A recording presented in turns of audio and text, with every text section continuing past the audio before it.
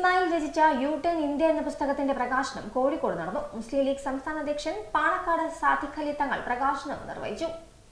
സമകാലീന രാഷ്ട്രീയം ആഴത്തിൽ വിശകലനം ചെയ്യുന്ന പി. ഇസ്മായിൽ രചിച്ച യു-ടേൺ ഇന്ത്യ എന്ന പുസ്തകത്തിന്റെ പ്രകാശനം കെ.പി. കേശവമേനോൻ ഹാളിൽ നടന്നു. മുസ്ലിം ലീഗ് സംസ്ഥാന അധ്യക്ഷൻ പാണക്കാടം സയ്യിദ് സാദിഖ് അലി തങ്ങൾ, ഗാനരചയിതാവ് കൈതപ്രം ദാമോദരൻ നമ്പൂതിരിക്ക് നൽകി പ്രകാശനം നിർവഹിച്ചു.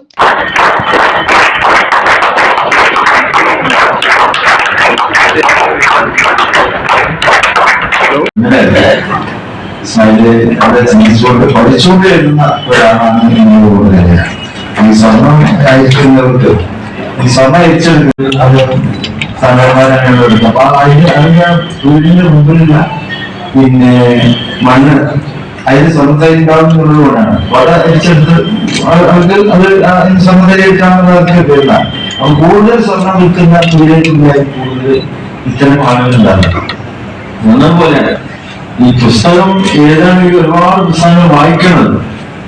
ഇസ്മായിൽ ഒരുപാട് പുസ്തകം വായിക്കുന്നത് കൊണ്ട് ഇസ്മായിൽ എഴുതുന്നതിൽ നല്ല നല്ല കാമ്പുള്ള അനുഭവങ്ങളാണ് ഇസ്മായിലിന്റെ പുസ്തകങ്ങൾ ലഭിക്കാറുള്ളത്.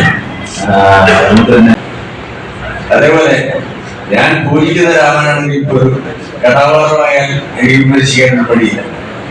കാരണം എന്നെ ഈ ഞാനായി ജ്വലിപ്പിച്ചുണർത്തിയ ഒരു അടിയെ പോലും അങ്ങനെ അവിശ്വസിച്ചെങ്കിലും ഓർത്തകാലികമാരാണ് എന്നും ആ സങ്കല്പവാദങ്ങളിൽ അതിനേക്ക് വെച്ച് തുടങ്ങിയുള്ള ചെയ്ത നീ മധുരമാവുക ഉറുമ്പ് താഴെത്തിക്കൊള്ളുന്ന വിവേകാനന്ദൻ പറയുന്നു.